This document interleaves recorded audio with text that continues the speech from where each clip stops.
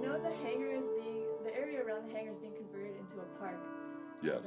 So how did you get permission to get to the hangar without getting into the politics of it? I don't know that we did. We started the overall project, the Legacy Project, had the purpose, or has the purpose, of documenting the transition of the former Marine base into whatever it was going to become. And at the time when we started, which was 2002, we didn't know whether it was going to be a park or an airport or what the fate would be. So our purpose was just to document photographically whatever was going to go on down there. In 2005, 2006, when 2006 is when the Great Picture was produced, we were still kind of running around the base, making photographs, documenting all the buildings, doing our own creative picture making out there. We had already done a project called the Perimeter Project, where we took teams around the entire outside of the base and made photographs looking inward, and then we had made a frame-by-frame video that went all the way around, boom, boom, boom, boom, boom, all the way around the outside of the 4,500 acres, I believe is what it roughly is. And then it came to trying to make this very, very large pinhole image, and by that time the base had been sold by the Navy to the city of Irvine, and the ownership combination was City of Irvine and Lennar Corporation for doing homes and all that kind of thing. So we just asked the owners at the time of that particular building, I believe at that time it was Lennar Corporation, we just asked if we could use that building for a certain length of time, and they gave us a contract to use the building for about 3 months during the spring, late spring, early summer of 2006. And so we set about then making the hangar into this gigantic camera obscura. The notion of using that particular building was because that building faced what had been the center of the Marine Corps Air Station, the center of the base. It looked at the control tower, and it looked into the center of the runway areas, and then it also looked into the Laguna Hills in the distance. And so it looked at what was the center of the base, what was going to become the center of the park, and it had this perfect location. And we didn't really have to deal with any adverse politics. We just had to ask permission, and fortunately they granted it to us, and we went in and went about the business of converting this great big hangar into a camera.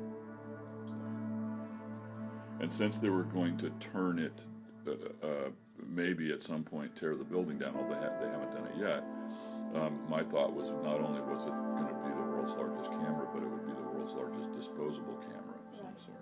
And how long was the process to get the hangar cleaned out and blacked out and sealed? It took about 2.5 months to get it cleaned up, make it light tight, sealed, get all. We had to open the front doors of the hangar X distance so that we could build something to go in the middle where we could put our pinhole, which turned out to be an aperture of about 1/4 of an inch, something like that, in the middle of the door. And I don't have all the statistics in my head, but it took us, I don't know how many square feet of plastic visqueen and how much they make this spray foam in these cans that you can spray into cracks and crevices. I think we used a couple hundred cans of that. I don't know how many rolls of Gorilla Tape and stuff to make the building light tight. It took us just every time we would block up a few holes and it would get darker inside, we would see more holes, and then we would have to go at it again and again. And we had a 40-foot lift inside that we could ride around and patch up on the roof and deal with that. And it took us the whole 2.5 months to get everything prepped, to get the cloth part of it done. But the part of just making the building light tight took us about 3.5 or 4 weeks of work every day to seal up all the little light leaks that were in there. And the custom made that you got from Germany, did that cost a lot, or You know, I don't remember how much it cost.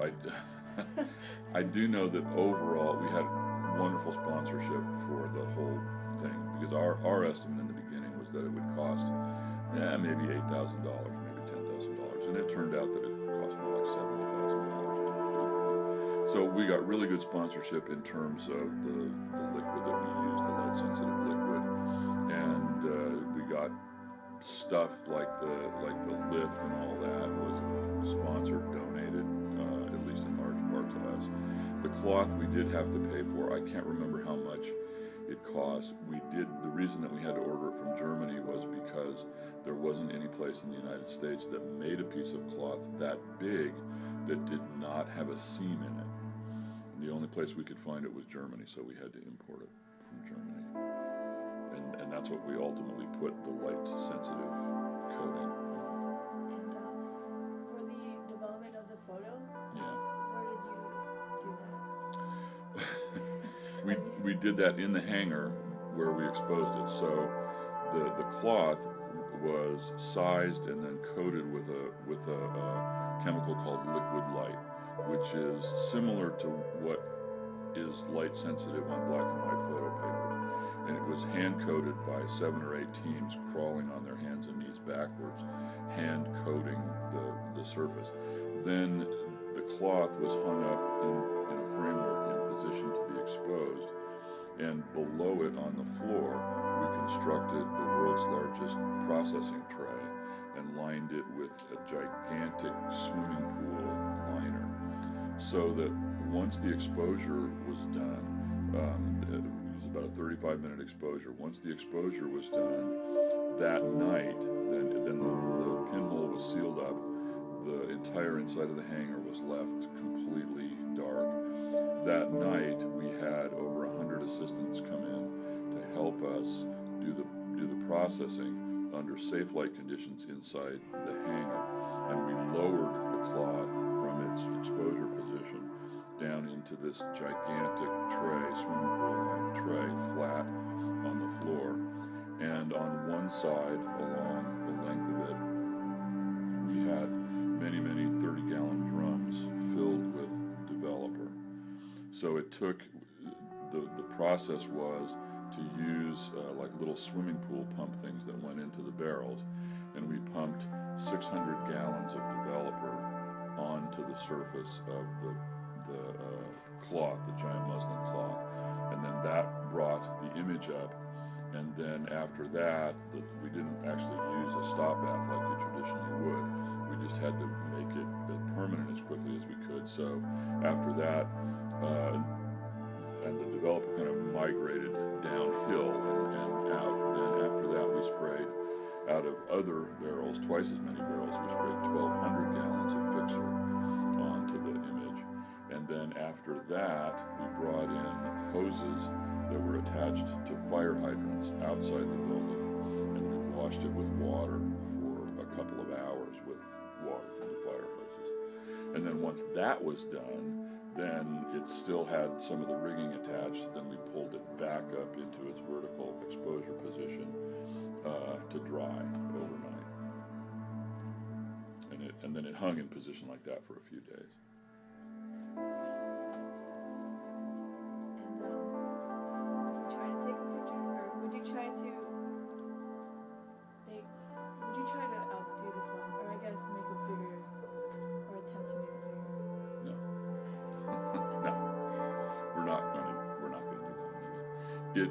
It was what it was. The timing of it, I think, was appropriate. Not only was it looking backwards in a sense to the base, but it simultaneously, at least symbolically, looked forward to what the base was going to become. But it also, in a sense, looked symbolically back at the traditional chemical process history of photography, yet the way almost everybody now experiences that great big picture is through an electronically reproduced image. So it was kind of like the punctuation mark at the end of the chemical part of photography, and kind of saying, yep, let's move on now into the digital age. Because it is so big that it's not very many people get the chance to see it in person, because there aren't very many places that are large enough to hang it. So most of people's experiences with the picture are based on pictures of the picture that they see, and almost all of those are done digitally. Is there a decided date for public reception? Well, we had a private reception when it was first done for all the helpers and everybody that did that in the hangar. Then the first public opening thing of it was actually in 2007 at Art Center College of Design in Pasadena, in a gallery that they had at the time called the Wind Tunnel, which was a gigantic, it was also an aeronautic kind of space that had been used for engine testing and that kind of thing. That space has since been turned into something else. It's still owned by Art Center, but it doesn't have the large space. Subsequent to that, it went to China and was exhibited at the Central Academy of Fine Arts in Beijing, and then it was exhibited at the Sweeney Gallery at UCR in an odd configuration, but a really cool one. Instead of it being straight out, it was hung in a U pattern, so you could actually kind of walk into the photograph. Now it's up at the Smithsonian, and it'll be up at the Smithsonian through November. The opening reception for that was on the 26th of April. So then only one of our group could go back for it, not me. The only one that was there for that. So. Before it was on display, where did you store it? It's whenever it is not on display, it is rolled up on a custom-made spindle drum and in a custom-made case, and that is stored in an environmentally controlled storage container out at the former Marine base at El Toro.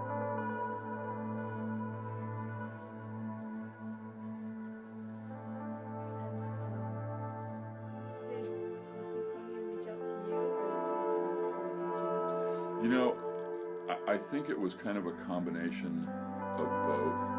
I think that initially there was someone who wasn't directly connected either to us or the Smithsonian, but who knew of both and kind of got us together to put the thing together. And it was coordinated with another show that just happened in New Orleans, and it was also last fall on display in New Orleans for a photo event down there. And so it was kind of convenient timing that we could have it, send it to New Orleans, and then have it shipped straight up to DC for this one. Because otherwise, the thing is big, it weighs a lot, it costs a fortune to ship it around. So it was pretty good timing that we could run it pretty much directly from New Orleans up to DC. And they kept it for about 3 months before they put it on display. And so, you said the Smithsonian was only keeping it until November of this year? Yeah, that's a long time though. I mean, most art exhibits go for a month or 5 or 6 weeks. This one will be up from the end of April through November, so that's a healthy long exhibit time, which we're really happy about. So is it going to be stored? As far as we know, when it's done, it's coming right back to us here at El Toro, and it'll go back into its little environmentally controlled container. Not only I, but the other 4 remaining members of the Legacy Project are really proud of it. We're all really happy about the thing. We're ecstatic about it, and the original connection between Cypress and El Toro was started early on, like in 2002. We first took our students down there from a couple of advanced classes on field trips to photograph there before there was any legacy project or any notion of doing the great picture. So there's always been this strong connection between the college and and our connection to the base. And at one time, it doesn't exist anymore, but at one time there were 6 members of the Legacy Project, 4 of whom taught here at Cypress College. 2 of us, myself and Jerry Birchfield, were full-time instructors here, and then 2 others were part-time instructors in the photo department. So there's a really strong connection to Cypress College, and we've had the support of the college and the encouragement of the college to do this kind of stuff over the years. It is, for us as artists, I've said this in a lot of interviews, but for me as an artist, and I think for the others in the group, this was maybe the best, certainly the most wonderful group artistic endeavor that I've ever experienced. Artists are a lot of times a solitary bunch, and when you get several together, it's not uncommon for big egos to clash, and that hasn't happened with us. We've worked now for 12 years together on a variety of projects. We're all one. Jerry has passed away, so there's 5 of us left, but we've remained good, close friends and colleagues, and it has been this just wonderful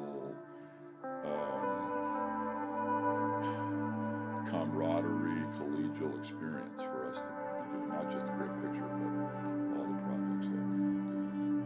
And I hate to speak for other people, but I'm just sure that everybody is really proud of the fact that we have a piece in the Smithsonian Institute. Because that's quite a place, the Smithsonian. I haven't been there since I was 13, which is a long time ago, but quite a place.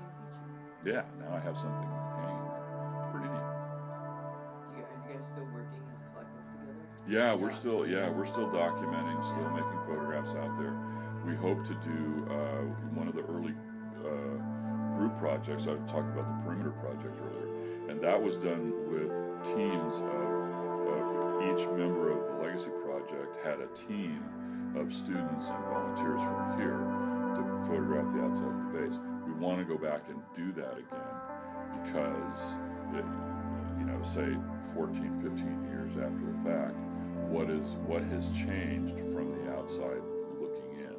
And strangely, even after all this time, a lot of the buildings that are along the perimeter of the base are still there, but at least half of them are gone, and so the view in from the outside will be different.